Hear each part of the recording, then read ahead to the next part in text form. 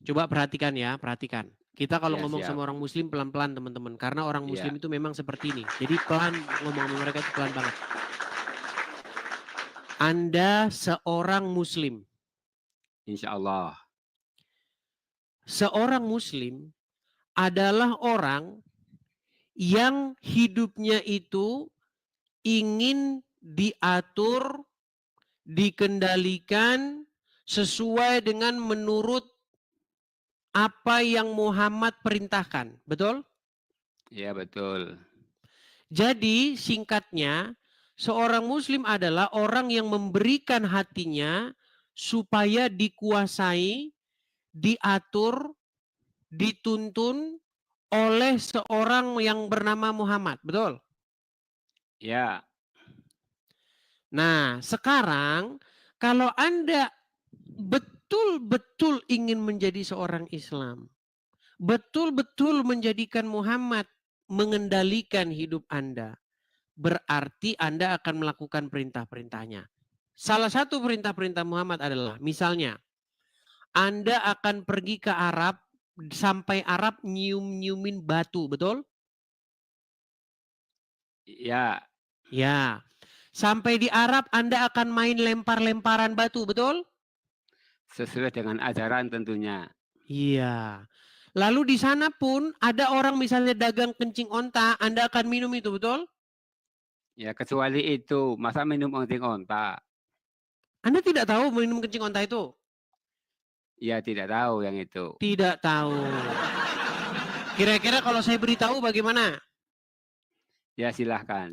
Baik, mungkin ya Bapak ini mungkin dia banyak tidak tahunya. Gak apa-apa teman-teman ya. Kita harus sabar teman-teman. Jangan anggap semua muslim itu tahu ajaran agama Islam teman-teman. Kalau semua muslim tahu ajaran agama Islam, udah nggak ada lagi yang jadi orang Islam. Ya, kan lagi belajar. Baik, ya nggak apa-apa ya. Kita kasih ini ya.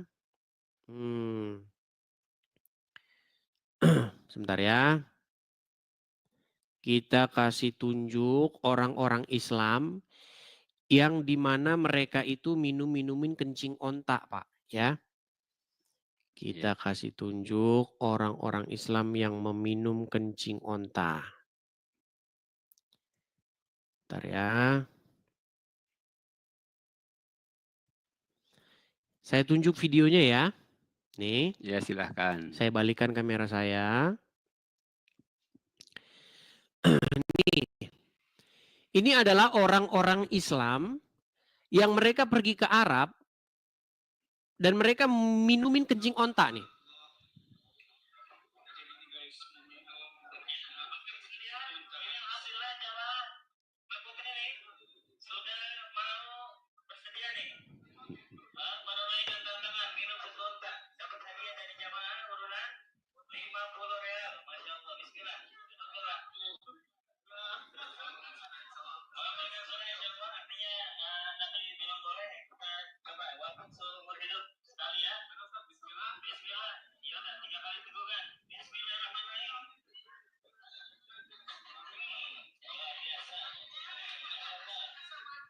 Ya, ini banyak ya orang-orang Muslim yang minumin kencing onta itu banyak. Mereka jualan di situ, jual kencing ya. Ini juga nih minum kencing onta nih. Nih.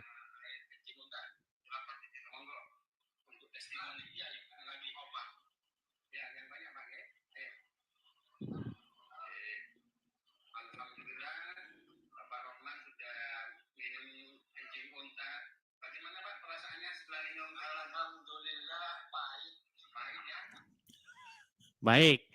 Setelah saya tunjukkan beberapa contoh, sekarang begini, saya mau tanya kepada Anda Pak Ihsan. Menurut Ya. Anda itu orang yang minum-minumin kencing onta itu karena siapa yang memerintahkan itu? Sepanjang ini sih saya tidak tahu, tapi kalau aku yang dulu saya nggak mau lah yang seperti itu. Bukan, ini bukan masalah Anda tidak mau. Karena Anda tidak mau, karena Anda masih waras. Anda masih punya sedikit kewarasan. Yang saya tanya, orang yang minumin kencing onta tadi, karena apa dia berbuat demikian itu? Karena ngikutin siapa? Ya itu saya tidak tahu, karena maksudnya karena apa itu, karena siapa, saya tidak tahu itu memang. Karena tidak tahu. Saya kasih tahu. Kita ini kan dari tadi berbicara mengenai pemerintahan. Jadi agama, walaupun sebenarnya kita nggak cocok Kristen itu dikatakan agama ya, jalan hidup. Jadi sebenarnya kita ini sedang berbicara mengenai pemerintahan, Pak Iksan. Iya. Islam itu berbicara mengenai pemerintahan Allah dan Muhammad. Di mana Allah dan Muhammad mengendalikan manusia. Ketika Allah dan Muhammad mengendalikan manusia, manusia jadi kayak tadi tuh. Jadi kayak gitu, manusia lempar-lemparin batu, nyium-nyiumin batu, minumin kencing. Itu kalau Allah dan Muhammad memerintah. Makanya kalau Anda jadi Kristen, yang memerintah bukan Allah dan Muhammad, tetapi Bapa, Putra dan Roh Kudus. Ketika yang memerintah diri Anda, jiwa raga Anda itu yang memerintah adalah Bapa, Anak, dan Roh Kudus, mustahil Anda pergi ke Arab nyium-nyiumin batu itu, enggak. Makanya saya bilang, akibat mengikuti Muhammad, orang banyak tidak waras lagi. Sekarang begini, omongan saya ini memang pahit, Pak. Omongan saya memang pahit dan menyakiti banyak teman-teman saya yang Muslim. Tapi masalahnya benar gitu loh. Baik, khusus Silakan. untuk yang minum air onta itu apakah ada baik hadisnya apakah ada hadisnya tentang minum kencing onta? Baik. Kita sabar ya teman-teman ya mengajarkan Pak Iksan. Semoga Pak Iksan mendapatkan hidayah dan kebenaran ya teman-temannya dari Tuhan Yesus. Baik. Kita akan tunjukkan dalil-dalilnya. Sebelum saya tunjukkan dalil-dalil minum kencing onta. Bentar ya.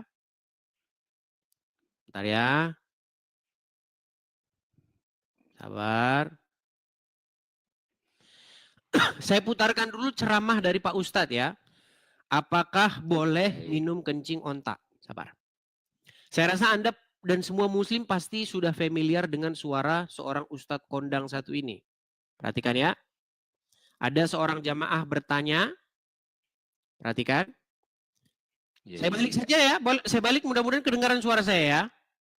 Ya. Nih. Saya rasa Anda mengerti Ustadz kondang satu ini. Namanya Ustadz Khalid Basalamah. Kalau suara tidak terdengar tolong kasih tahu.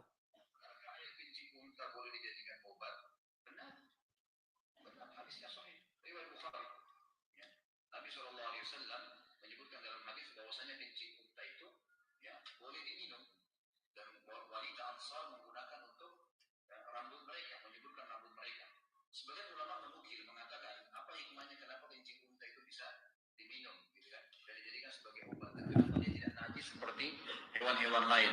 Dinukil bahwasanya unta ini memang dengan hikmah Allah SWT mereka hanya mau makan pohon-pohon yang ada di padang pasir dan pohon padang pasirnya semuanya kering memang dan berduri. Jadi tidak ada kandungan air kalau kecuali sedikit sekali gitu kan. Dan unta ini hewan yang tidak mau minum sembarangan air. Jadi kalau ada air tergenang, dia tidak langsung main minum saja. Dia menunggu dan mencium. Pada saat tidak ada bau, baru dia minum air tersebut. Gitu kan? Kalaupun di Madinah diberikan makan, biasanya cuma diberikan makan unta. Ini diantara diberikan makan kurma. Maaf. Dan ini ya dinukil sebagian ulama menukil hikmahnya. Tapi yang jelas, terlepas daripada itu memang ada hadis Nabi SAW. Hadis sahih berhubungan dengan masalah itu.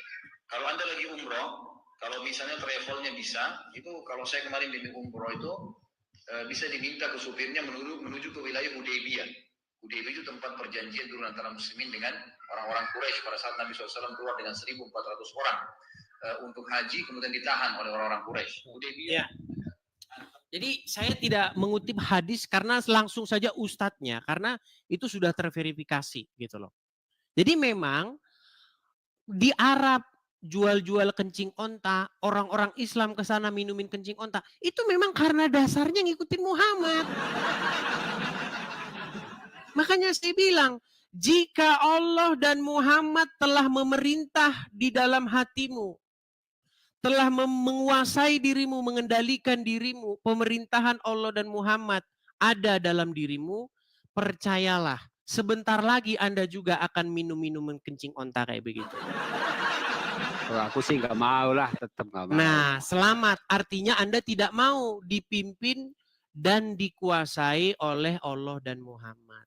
Oh, Kalau sudah bukan seperti seperti itu itu, juga. Bukan seperti itu.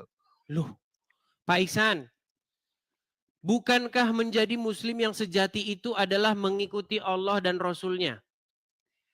Ya, tapi kan harus ada pengecualian. Masa disuruh minum air onta mau? Ya kan nggak mau. Berarti Anda tidak mau mengikuti Allah dan Rasul-Nya. Barang siapa yang durhaka kepada Rasul, maka dia telah durhaka kepada Allah, betul? Ya begini aja, itu saya cari dulu tuntunannya, itu khusus tujuannya buat apa dulu. Kalau ada tuntunannya minum air Oke lah, onta. sekarang gini saja. Nggak, kalau kencing ontak dia nggak mau. Tapi cium batu mau ya? Cium batu Ya, ya, mau? ya, oke, oke, Baik, oke, cium batu. kita tunjukkan masalah cium batu ya. Sebentar. Ya, Bentar. Kita akan tunjukkan bagaimana orang-orang Islam menciumi sebongkah batu, teman-teman ya. Sudah main cium-cium batu, main lempar-lempar batu. Perhatikan. Nih.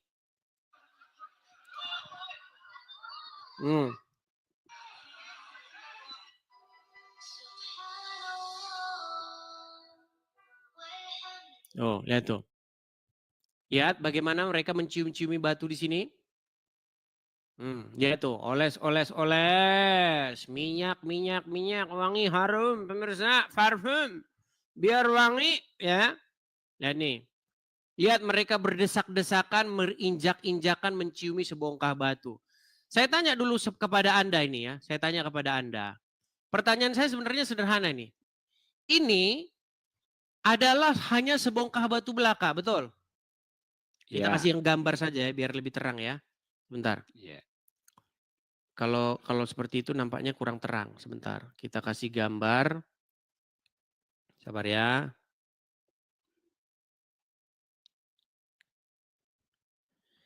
Kita kasih gambar, sabar. Nih. Ini kan orang nyiumin batu, betul? Ya, betul. Pertanyaan saya kepada Anda, apakah batu itu ada gunanya untuk dicium-cium Iya. begini? Ya kalau menurut saya sih itu apa namanya, bukan ajaran yang harus dilakukan. Itu hanya masing-masing mereka yang mau dan mau Nah, mempercayai tadi itu, katanya seperti itu. dilakukan, sekarang enggak. Makanya betul saya bilang kan, artinya sebenarnya ketika Anda sungguh-sungguh mendalami agama Islam, pasti ujung-ujungnya Anda akan sadar dan tidak mau mengikuti. Tadi minum kencing onta Anda sudah tidak mau.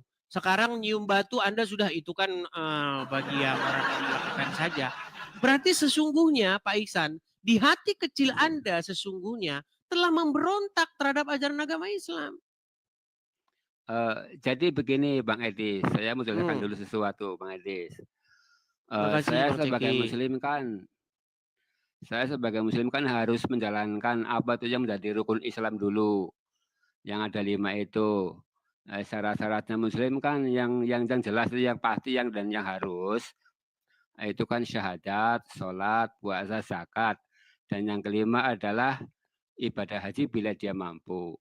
Itu dulu saja yang penting saya kerjakan. Kalau yang lain-lain yang seperti itu kan, itu bukan kewajiban, maksudnya belum Bukan sesuatu yang diwajibkan kewajiban. kalau itu tidak berdosa kalau nggak melakukan itu, seperti itu. Begini, maksud saya begini. Kita ini kan dari tadi kan berbicara mengenai pemerintahan. Sebentar ya, ini saya Ya, tunjukkan lagi ya, video yang lain ya. Kita ini kan berbicara mengenai pemerintahan, betul? ya, Nah, ketika Allah dan Muhammad menguasai memerintah seorang muslim. Bentar ya, sebentar. ya, ya, ya. Ketika seseorang, nih inilah kerjaan orang Islam nih. Selain daripada itu ini. Hmm. Nah, lempar batu. Nah, Nih, bayangkan Anda nabung puluhan juta, kemudian Anda begini main ini. Nah, lempar. Lempar ini ya, lempar batu. Nah. Bayangkan uang puluhan juta, ngantri puluhan tahun. Sampai Arab Anda main lempar-lemparan batu begini. Ini akibat apa? Akibat orang Islam dikendalikan dirinya, dikendalikan akalnya, dikendalikan pikirannya, jiwa raganya oleh Allah dan Muhammad. Nah itulah, tuh jadi kayak begitu. Nah itu, lempar-lempar batu. Nah iya kan? Nah, iya. Makanya saya bilang Bang, 2025 ganti Tuhan, jangan lagi Allah dan Muhammad. Jangan lagi yang kau buat mengendalikan hidupmu. Jangan lagi yang kau membuat mengendalikan akal, jiwa, dan pikiranmu. Allah dan Muhammad lagi. Tapi gantilah yang mengendalikan jiwa, akal, dan pikiranmu itu roh Tuhan, roh kudus yang daripada Tuhan. Kalau roh kudus sudah mengendalikan jiwa, pikiran, dan akalmu, percayalah. Anda tidak akan melakukan hal-hal konyol yang gak waras kayak begitu. Ngapain Anda lempar-lemparan batu? Daripada Anda ngelempar batu, mending lempar mangga. Cucu dapat tuh, jatuh, masih bisa dimakan. Tapi saya tetap itu dulu aja. Rukun Islam yang penting saya kerjakan dulu. Kalau yang itu kan, kalau haji kan kemungkinan saat ini belum mampu. Nah, yang penting yang buat pegangan satu ya itu aja. Rukun Islam yang 5 saya kerjakan dulu. Oke, apa rukun Islam yang pertama? Coba. Membaca syahadat, mengerjakan Baik. sholat. Baik, Ya, kita mulai dari membaca ya. syahadat. Semuanya pokoknya masalah di dalam Islam ini, semuanya. Oke. Coba, apa bunyi syahadat? Asyhadu an la ilaha illallah. Artinya wa aja, asyhadu artinya. Oh, aku bersaksi bahwa kepada Allah dan bersaksi bahwa Muhammad adalah utusan Allah. Oke, bersaksi. Saya tanya dulu, biar kita nggak debat kusir. Apa sih bersaksi itu? Pengertian bersaksi itu apa? Yang saya yakini adalah saya meyakini, gitu aja. Saya Bersaksi sama meyakini beda, Pak Iksan. Pak Iksan, kalau bersaksi sama meyakini itu suatu hal yang berbeda. Kami orang Kristen, ketika kami misalnya selesai dalam persekutuan gereja hari Minggu, kami biasanya mengucapkan yang namanya pengakuan iman rasuli. Dengan kata-kata begini, aku percaya kepada dan seterusnya. Aku percaya kepada dan seterusnya. Jadi percaya bukan aku bersaksi. Kalau Anda mengatakan aku bersaksi. Bersaksi adalah suatu perbuatan menyatakan bahwa Anda menyaksikan sesuatu itu dengan panca indera Anda. Contoh misalnya, apakah Anda melihat bahwa Muhammad itu diutus oleh Allah? Ya kan saya belum lahir pada zaman Muhammad. Makanya harusnya bukan aku bersaksi, tetapi aku percaya. Dari situ sudah bermasalah syahadatmu itu, rukun yang pertama. Rukun yang kedua, apa? Mengerjakan sholat. Sholat, baik. Kita mulai nih, sholat ini juga masalah juga. Ada yang bilang begini, ada yang di depan sini, betul nggak? Ya. Ada yang di atas telinga, ada yang di samping telinga, nggak tahu lah, macam-macam lah pokoknya kalian lah. Ya. Sekarang saya tanya, kenapa begini?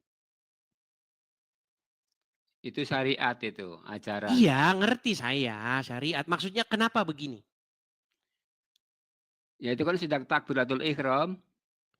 Iya, maksudnya itu kenapa kok begini? Kenapa nggak begini? Kenapa nggak begini? Coba. Ini maksudnya apa? Ya itu kan yang diadakan yang seperti itu. Ngerti Pak Iksan, ngerti. Saya kasih contoh, nih sulit ngomong-ngomong. Gini nih, dengerin. Dulu saya masih ingat, zaman saya masih SD, saya itu main-main dengan teman saya SD juga di lapangan salah satu SMP di tempat saya masih kecil. Iya, iya. Mereka lagi latihan taekwondo. Cumbi, Ya, begitu latihan taekwondo mereka. Nah, sehubungan saya itu orang tua saya nggak punya duit, mau mau apa, mau ngikutin saya latihan taekwondo, saya cuma ngeliat doang, tapi saya pelajari ilmunya, namanya masih anak-anak kan. Ada orang, salah satu siswa taekwondo itu, mereka begini tuh ketika mengepalkan tangan begini. Terus ada guru taekwondonya marahin, "Nggak boleh begini. Kamu kalau mukul tanganmu begini patah jarimu, jempolmu patah. Harus di luar begini, nggak boleh jempolnya di dalam begini." Oh, saya tahu maksudnya. Kenapa begini kalau mukul bukan begini. Nah, sekarang maksud saya begini. Kenapa orang Islam kalau sholat begini? Kenapa nggak begini? Coba silakan jelasin. Gunakan akal Eee, bebas. Jangan, kau udah dari Muhammad ya, jangan begitu, bukan jawaban. Kalau ya seperti itu bukan jawaban. Coba. Kenapa? semenjak saya belajar tuntunan sholat, ya seperti ini, bukan seperti ini. Iya, kenapa begini? Ya secara detailnya itu tidak ada kenapa harus begini. Nah, makanya saya bilang kan, ketika orang Islam ditanya agamanya, maka orang Islam pasti meninggal dunia. Coba kenapa begini? Itu bukan cuma, itu seluruh gerakan sholat. Nih, saya tunjukin. Semuanya jadi masalah. Nih, saya tunjukin lagi. Aduh, baru satu itu. Aduh, Pak Ihsan, Pak Ihsan. Baik, saya tunjukkan kepada Anda. Nih ya, saya kasih gambar lagi. Sabar ya. Nih, ini ada 2 gambar bagaimana orang Islam cara duduk menghadap Allah. Perhatikan. Kelihatan gambarnya Pak Ihsan? Ya, kelihatan. Oke, ini duduk tahiyat awal. Kemudian ini duduk tahiyat akhir. Ya. Pertanyaan saya, kenapa harus begini nih kaki? Itu secara tuntunan kan jempolnya harus ikut menghadap ke depan. Iya, yang Ujung saya tanya jempol. kenapa harus begini? Kenapa kakinya nggak digeser saja sedikit ke kanan? Loh ya saya tahunya seperti itu, Mas Edis. Memang Apa sulit, saudara-saudara. saat saya diajarkan sholat harus bertanya, "Pak, kenapa harus Loh, begini?" tadi kan enggak. sudah saya kasih contohnya Pak Ihsan. Waktu zaman saya SD, saya ngelihat orang latihan taekwondo. Oh, Ada ya murid ya teman ya. saya, dia mukul Ya. tangannya begini. Oke, iya maksud saya itu. Dimarahin, gak boleh begini tanganmu, Oke. nanti patah jempolmu, harus di luar begini. Oh, maksudnya Ya di ya luar ya ya begini ya supaya ya. tidak keseleo. Nah, sekarang saya tanya kepada Anda, kenapa kaki Islam begini? Ya, saat saya masuk, cuman saat saya diajarkan, saya nggak diberitahu Jangankan detailnya. Anda, ustadz suruh kumpul di seluruh dunia, tidak akan mungkin bisa menjelaskan ini. Gimana?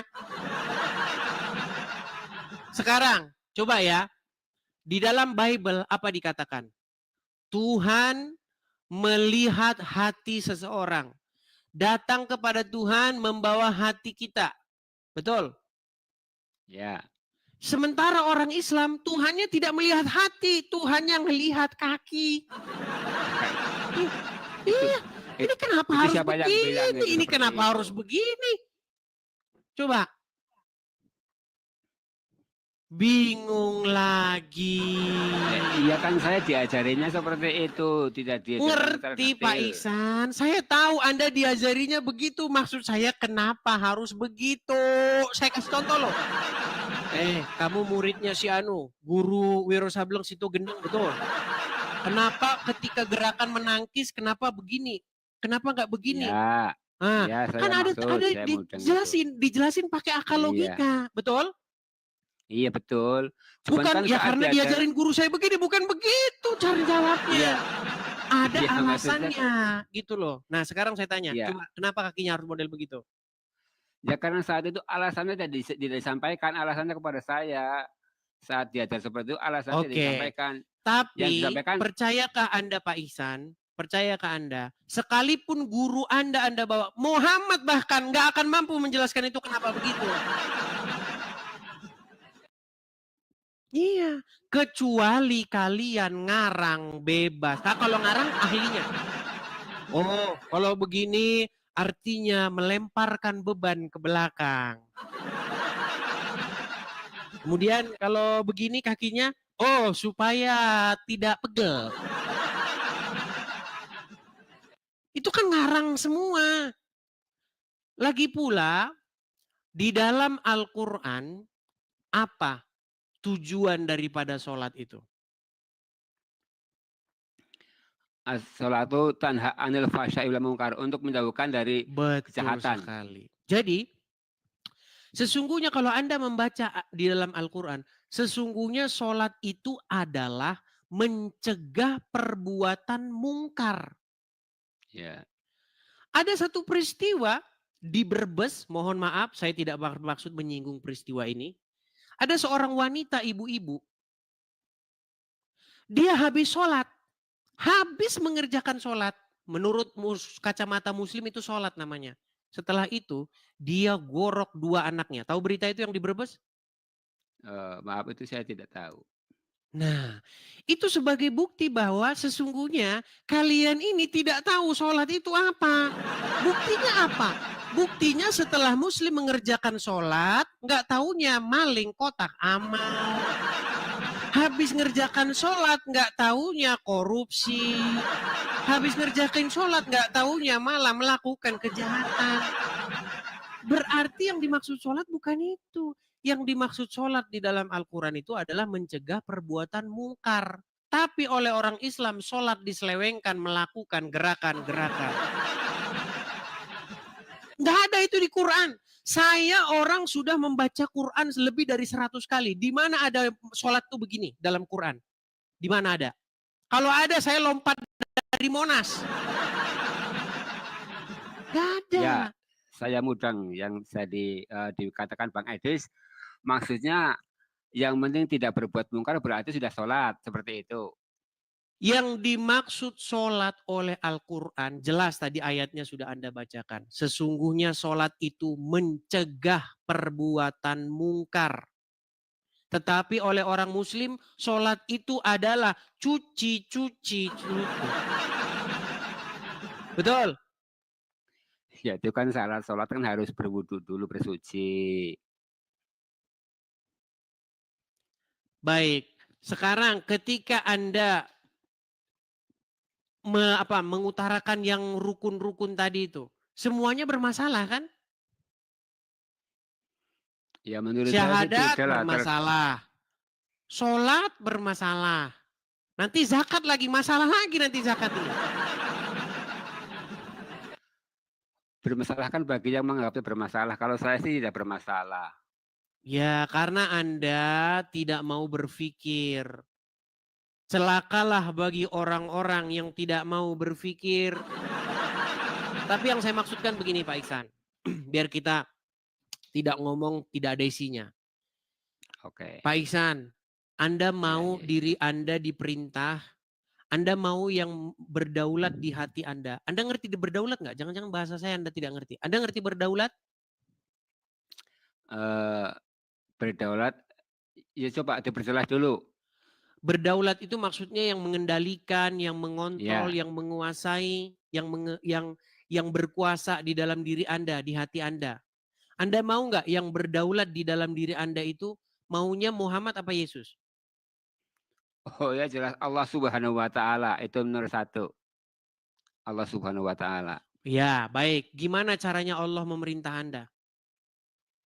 Ya melalui ajaran-ajaran yang disampaikan dalam Al-Qur'an dan ditambah dengan hadis yang sahih. Iya, seperti itu juga, Bang. Dalam Kristen, bagaimana Bapa di sorga memerintah di hati seseorang? Bagaimana pemerintahan Bapa di sorga itu betul-betul terlaksana di muka bumi? Dengan perantaraan anaknya, yaitu Yesus. Yesus sudah naik ke surga. Bagaimana Yesus memerintah? Dengan perantaraan Roh Kudusnya. Roh Tuhan turun atas seseorang sehingga Roh Tuhan itu mengendalikan seseorang. Itu kita berbicara mengenai pemerintahan nih sekarang.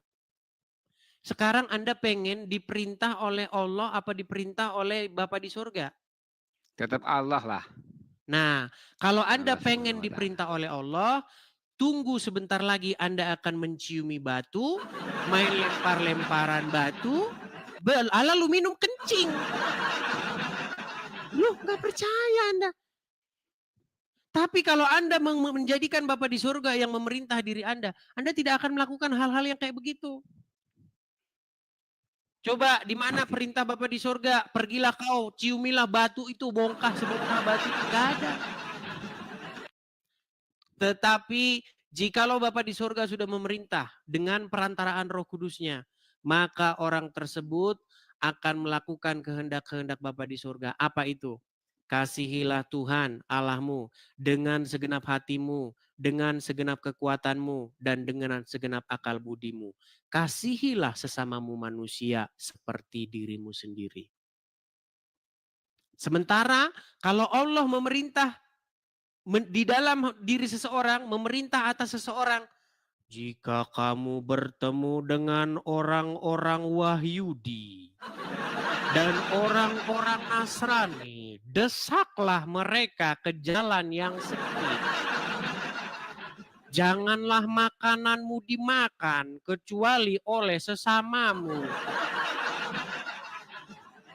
Coba, Pak Ihsan, Anda menjadi orang yang dikendalikan, yang menjadikan Allah sebagai pemerintah, sebagai raja, Malik. Berarti Anda mengikuti kehendak dia, betul? Kehendak Allah Subhanahu wa taala, insyaallah. Baik. Ketika Allah menjadi raja, memerintah di hatimu, tentu dengan perantaraan Muhammad pastinya. Karena Allah tidak pernah datang ke dunia. Yang datang itu Muhammad. Begini. Insyaallah. Begini. Ada tetanggamu non-muslim. Taruhlah orang Kristen. Dia lapar, dia tidak punya apa-apa. Jatuh miskin dia. Lalu datang ke rumahmu mengetuk pintumu untuk meminta makan. Untuk meminta beras. Anda kasih tidak? Ya pastilah dikasih, kan kami juga itu ada bukti ajaran kalau saling. Allah tidak memerintah di hatimu. Kalau Anda beri, itu artinya Allah tidak menjadi raja memerintah dirimu. Kalau Allah menjadi raja memerintah di hatimu, Anda tidak boleh kasih. Karena kata Muhammad, janganlah makananmu dimakan kecuali oleh orang-orang bertakwa. Mau saya tunjukkan dalilnya? Mau saya tunjukkan dalilnya? Enggak, itu sih, itu kan apa namanya, cuman tambahan-tambahan saja. Kalau saya sih ini suka-suka. Begini. Tambah-tambahan. Itu Muhammad yang memerintahkan. Allah tidak pernah datang ke dunia. Allah tidak pernah ngomong. Yang ngomong yang datang ke dunia itu adalah Rasul Muhammadnya. Makanya barang siapa yang patuh kepada Muhammad, sesungguhnya dia telah patuh kepada Allah. Betul? Tapi saya punya sendiri, dasar sendiri. Bahwa Allah itu adalah Maha Pengasih dan Penyayang. Maka tidak mungkin. Ya, benar nggak? Barang siapa yang taat kepada Muhammad, sesungguhnya dia telah taat kepada Allah. Ya. Oke, Muhammad memerintahkan apa? Boleh tidak memberi makan orang non-muslim? Begini saja, saya kan. Sebentar Pak Ihsan. Menurut Muhammad, boleh tidak memberi makan orang non-muslim? Kalau secara praktek di lingkungan sih boleh ya. Secara kehidupan. Menurut Muhammad, bukan secara praktek. Menurut Muhammad? Begini, saya kan tidak melihat dasar yang itu. Kecuali baik, saya tunjukkan. Saya nampaknya dia ingin kita tunjukkan itu. Hadisnya, teman-teman. Mau saya tunjukkan hadisnya? Yang penting hadisnya itu betul-betul sahih. Oh, sahih gimana? Perhatikan. Perhatikan. Bentar ya. Saya tunjukkan. Nanti teman-teman silakan rapikan sendiri ya teman-teman ya. Silakan teman-teman nanti rapikan ketika saya mencari hadis. Teman-teman kalau kadang-kadang banyak yang ngupload nih malas merapikan. Waktu saya mencari hadis diinikan juga. Waktu saya cari hadis dipotong, biar rapi. Kalau saya cari hadis Anda upload, orang udah skip duluan video Anda. Ya. Perhatikan ya. Ini hadisnya dalam diriwayatkan oleh Abu Dawud 4832 dari Abu Sa'id dari Nabi Shallallahu Alaihi Wasallam bersabda, janganlah engkau berteman kecuali dengan orang mukmin dan janganlah memakan makananmu kecuali orang yang bertakwa. Sekarang saya tanya sama Pak Iksan, menurut Muhammad boleh berteman dengan orang selain orang mukmin? Itu kan dalam ajaran di situ, kalau prakteknya saya sih nggak begitu. Iya, makanya saya bilang, ketika Anda belajar agama Islam, pasti buku-buku agama Islam itu tidak akan mungkin Anda percaya. Makanya tidak berlebihan ketika saya katakan, jikalau seorang muslim sungguh-sungguh memperdalam agama Islam, maka dia besok pagi akan memanggil tukang loak untuk mengangkat buku-buku ini supaya dibawa oleh tukang loak membungkus pecel. Gimana Bisa-bisa ini? kamu aja itulah. Kok suka? Sekarang, apakah Anda percaya ini? Bisa percaya, bisa tidak. Yang Bukan, soalnya jangan begitu, jangan kasih jawaban yang ambigu. Anda percaya ini tidak? ya kalau memang itu sahih percaya, tapi kan prakteknya nggak seperti itu dalam kehidupan sehari-hari. Berarti bisa dipraktekkan tidak ajaran ini, ajaran Islam ini? Ya menurut saya tidak lah. Makanya tidak bisa dipraktekkan. Makanya saya bilang, segeralah panggil tukang loak supaya diangkut buku-buku hadis ini dan dibawa untuk membungkus pecel. Lu gimana sih? Jangan ngelawak lah, Bang Edis. Loh Pak Ngelawak ini, Bang Iksan, Edis. bayangin Anda hidup dengan keadaan begini Pak Iksan. Saya Pak Iksan, nih saya balik dulu kamera saya, perhatikan. Biar Anda tahu statement saya ya, nih. Walaupun Anda lihat saya seperti seolah-olah kok begini banget sama agama Islam, pegang omongan saya. Kalau ada orang Islam datang ke rumah saya suruh dia makan. Sama. Bang Iya, Edis saya juga suruh dia kalau ke makan. rumah saya Makan kasih bro, makan. makan. Ambil yang banyak, makan yang banyak. Bungkus bila perlu. Sama lah. Itu ajaran kami. Nah, hati nurani Anda juga sebagai manusia juga seperti itu kan? Iya. Makanya Iya. hati nurani kita bertentangan dengan Allah dan Muhammad. Gimana? Bang Edis, Makanya kalau ke tempat mumpung belum saya terlambat, kasih makan segera entok ganti Allah pokoknya. dan Muhammad di hatimu. Singkirkan Allah dan Muhammad dari hatimu. Supaya mereka jangan memerintah di hatimu. Tapi berilah ruang kepada Bapa, Putra, dan Roh Kudus untuk memerintah di hatimu. Gitu Pak Iksan.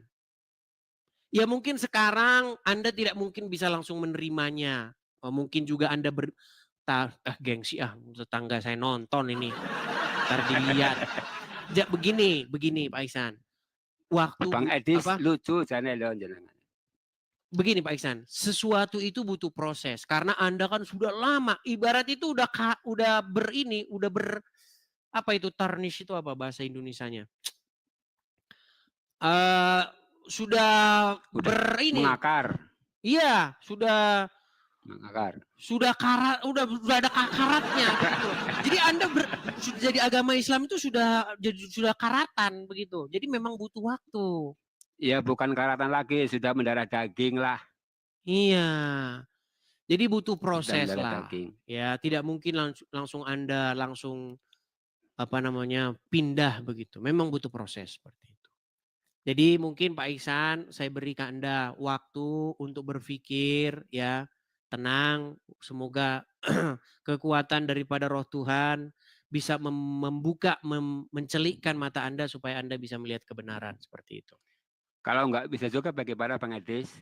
Ya kita nggak bisa menyimpulkan bisa atau enggak. Kan waktu, biarkan kuasa Roh Tuhan yang turun atas diri Anda dan membuka wawasan Anda. Seperti itu. Begitu ya Pak Iksan ya? Ya, saya gini aja. Sampai saat ini begini. Mungkin besok saya masih bisa naik atau tidak. Yang penting sebelumnya.